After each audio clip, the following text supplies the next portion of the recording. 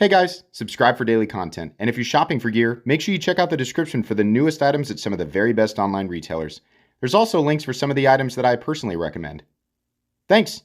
What's going on YouTube? Metal Complex here, and today I've got another interesting knife review slash knife overview to share with you guys.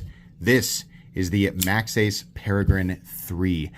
This is the best version of this knife. I have loved this model since, the very first time I handled the original version, and I've handled a bunch of versions in between, and they have corrected essentially everything. And I can tell you right now that this is a knife I'm going to recommend at this price point. It's kind of Maxace's Sebenza, but me personally, I like this better than the Sebenza in literally every way. It is just far more interesting. I think that the materials are better overall. And, if you like the Sebenza, that's fine. But that's clearly, this is the knife that it makes me think of. But I just like this one more. So I'll tell you why. But I have covered this general model in extreme detail, and I also compared this with the other variation, the standard variation in the unboxing. But I will go over some of the differences here. I'll link it down in the description. You guys can check it out if you want to. It does help my channel when you use those links, but that's entirely up to you. Thanks to Maxace for sending it in. Thanks to my patrons for supporting me, and make sure your notifications are turned on for the Metal Complex YouTube channel. Quick specs here, because the size of it has not changed to my knowledge. 8 1/4 inches. Blade length is coming in at nearly 3.75 inches. I'm going to go ahead and say 3.75 inches to about here. That blade to handle ratio on this is really awesome, and your cutting edge is 3.5 inches. Size comparisons, let's just do a couple here. Any custom skills you find in this section can be found down in the description under Original Goat and Others. So up against the 8010 in my own Excalibur here, you can see this. It's not quite as big, but it's still definitely a full-size knife. And then let's just do, that's right here. Let's just do the PM2 and the Para 3, okay? Because I want to move on and talk about action. Full-size knife. Action! This knife runs on phosphor bronze washers. For that much money, it should be bearings. No, that's not how that works. Not at all. You can get cheap knives and washers. You can get hyper custom knives and washers. You can get cheap knives and bearings and hyper custom knives and bearings. There's a wide variety of differences that, are associated with these different tiers for either washers or bearings. It comes down to the preference of the maker and the design and the preference of the buyer. There's pros and cons to each. Bearings, typically smoother action, fall shut action if that's what you want. Washers, better for, like working in dirty environments. They're self-lubricating as well. They tend to not be as smooth. This knife does not have fall shut action, but as far as washer action goes, really nice. Really, really nice. Look at this. It's falling. While I have that lock bar off of it, it falls. That is beautiful. And you can get it down if you let go completely and you're not on the lock bar. You can shake it into the closed position. But honestly, the way that I like to close it is here and then just shut it. Beautiful. Very easy to deploy with the thumb stud, which is now better. It's not a perfect thumb stud. Wish it was domed, but it's better. Also, are the thumb studs and pivot zirconium? I believe so. I believe that they are. I don't know that for a fact, but that is very, very, very similar to the other 10 knives that I have in my collection that are utilizing zirconium. And on top of that, it's not aggressively magnetic in that area. It can mean a lot of different things, right? But there is a blade underneath it. But if the pivot were steel, I think it would be a lot more magnetic. It is possible that that is a DLC-coated titanium pivot that has been polished, but it looks a lot more like zirconium to me. You tell me what you think. It's not listed that way. I wish they would. I wish they would list it. All right. But anyways, Maxace can jump down in the comments and tell you. Either way, it's not enough material for it to have a significant impact on the price tag, but it's cool. It's just a cool little thing if that's the case, right? Can you reverse flick it with the thumb stud? It's a little tough because then the friction of those washers does kind of kick in. And it's also a little tricky to get underneath it. So who is that other side for? I don't know. If you're right-handed and you happen to have the knife in your left hand, I guess, but there's no mounting position for the pocket clip over there. So I don't know. Maybe it's because, reviewers like me were like, why don't you put the thumb stud on both sides? And then they do it, and I'm like, who's that for? Yeah, I don't know. I kind of wish there was a mounting position for left-handed people so that made more sense. The front flipper is now a little bit better. It still has to work against the washers, but the washers are just smooth enough that I can get it. Ultimately, the thumb stud action is dramatically improved. Not perfect, but dramatically improved, and I like it. I also think it looks better. I still love that we have a knife that looks like this at this price point that is utilizing phosphor bronze for those of us who prefer phosphor bronze. I like it. The action's pretty good, and the access to the lock bar is very good. Pivot action is incredibly smooth. I'll say that again for something that's utilizing phosphor bronze. Carry profile thickness up against the Spyderco Para 3. It's slightly a hair thicker. Length and height up against the PM2 in Para 3. It's very easy knife to carry. Beautiful carry experience with this. So comfortable. That pocket clip slant is a little bit different now, or cant, I guess is what they call it. Instead of straight, it's at an angle, and this works out perfectly in your pocket. Also does not fight you in and out of the pocket. Smooth surface. Love it. Easy to carry. Not the lightest weight knife, but easy to carry, easy in and out of the pocket. Sorry, squeaky thing there. Weight. We have presumably zirconium for both the pivot and the thumb studs. We have titanium. We have also presumably a titanium pivot collar. Carbon fiber inlays on both sides. Thank you. Look at that. Even on the lock bar. That's awesome. Titanium clip. Titanium backspacer. And Sanmai ZDP 189. Yes, that is Sanmai. There is a core. Can you see it? I think all ZDP at this point is. A lot of nice materials. 4.6, 4.7 ounces. Little on the heavy side. Not bad. Not bad at all for a full-size titanium knife. Balance is right behind the pivot. I'm not going to complain about that. Hardware check. Get out my tools as per usual. My tools are very inexpensive and very recommendable. You can find them right down in the section of my description that talks about the tools I use on this channel.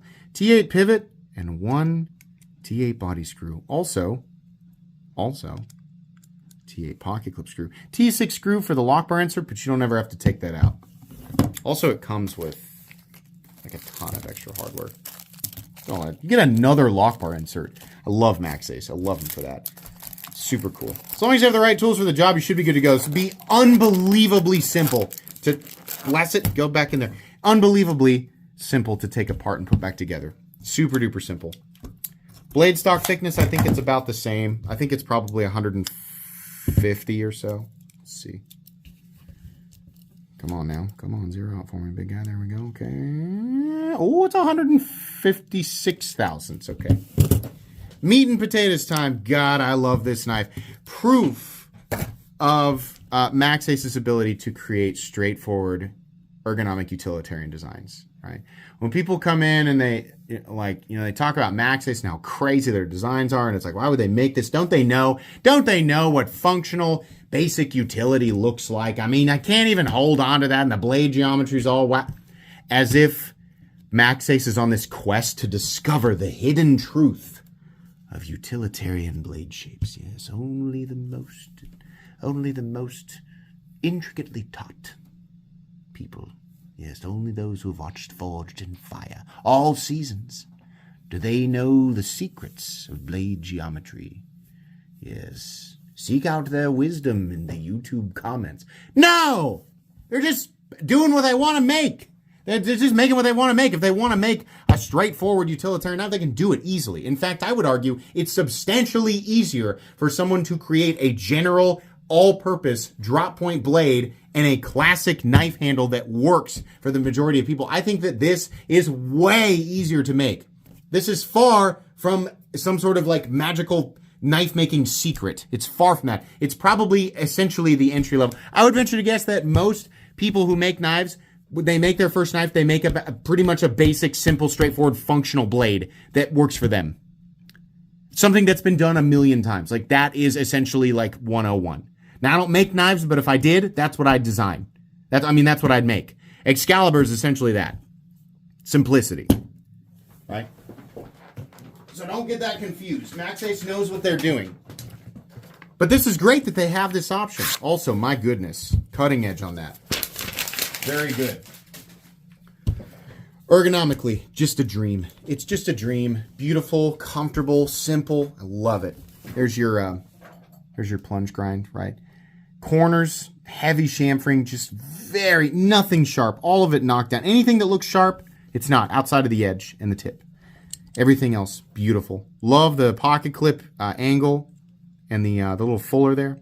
I believe that is a tritium slot, so you can add tritium in there if you want to. Inlay work is still just impeccable.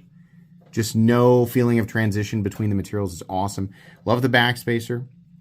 There was another different element here that I wanted to point out, and now I can't remember exactly what it is. And maybe there isn't. Maybe there wasn't one. I think the finish on this is actually a little bit different. If you go back on the unboxing, I think it looks a little bit better.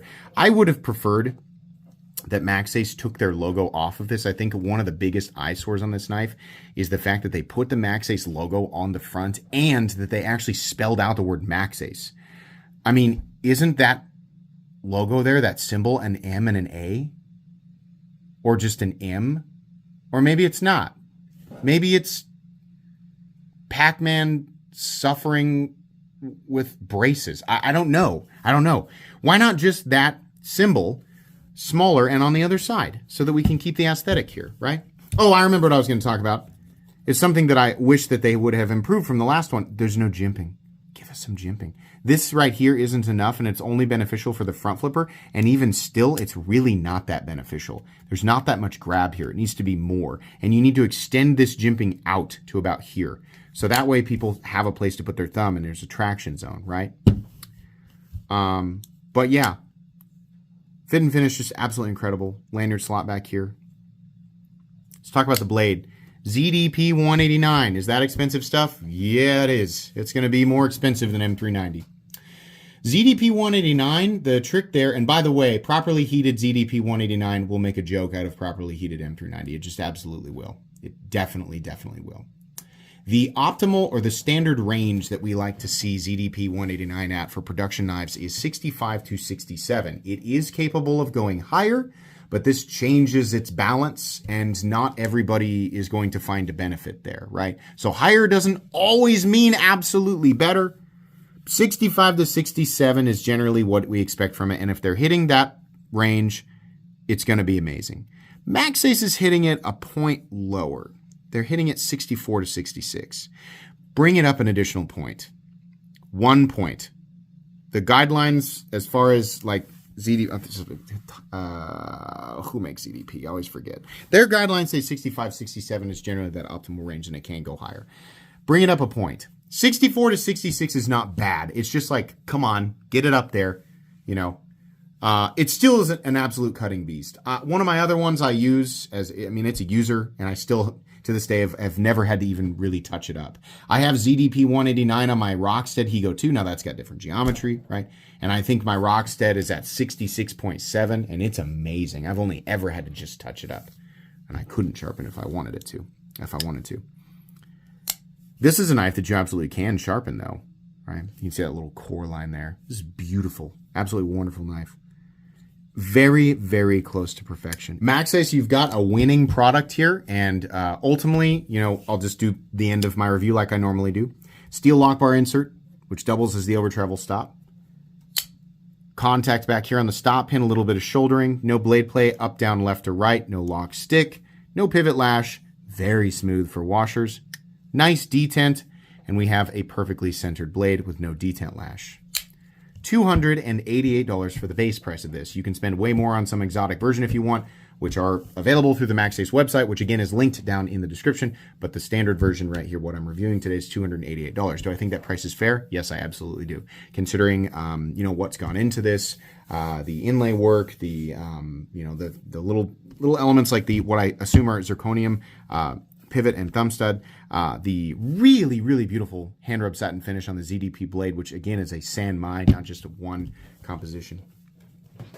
Gorgeous. I think very deserving of that price tag. I think it's an excellent price tag. Do I recommend it? Yeah. For anybody shopping in this territory, yes, I do. But I got to point this out. Maxace, you have a winning product here, and you're very close to perfection. You might as well just go all the way. Number one, ZDP 189, 65 to 67 HRC. Now, you'll still get that guy going, it should be 70. All right. There's that guy. 65 to 67. At this price point, let's get it there. Number two, jimping. jimping out here. If you want to know the perfect jimping texture, Spyderco. Spyderco's got it. That's what we want. Number 3, the thumb studs. This is really close for the thumb stud deployment. Dome it. Dome it off. Something like, where are you? Oops, about through it. Like this. Doesn't have to be this exact size, but it's like this. This is just a lot more comfortable to interact with. And considering you're working against the friction of washers, like make it as comfortable as you can. Okay? And also, if you're going to have a thumb stud on both sides, you got to have a mounting position for the pocket. This is a symmetrical clip. Like, just add the mounting position over here. It just put a filler tab that matches, right? So that it doesn't pull away aesthetically. But those are minor things in my opinion. It's a very, very, very good knife, and if you buy this, I think you will enjoy it. If you look, especially for people who look at the Chris Reeve Sebenza, and you're like, I like that, I want to have that and use it, but it's a lot of money. I get it. This is less, and I like it more. That's going to be it today, guys. This is going to go in my recommended knives playlist. I think it's an excellent knife. Links in the description for this guy. Please make sure to follow me on Instagram at metal_complex. If you enjoyed this video, leave a like. If you'd like to check out my other content, I do, of course, have lots of videos of knives that are either expensive or inexpensive that I do or don't like, so check those out. And if you enjoy all my content, go ahead and click on that Metal Complex logo right there and subscribe because there's definitely more coming. Thanks again for watching, everybody, and have a great day.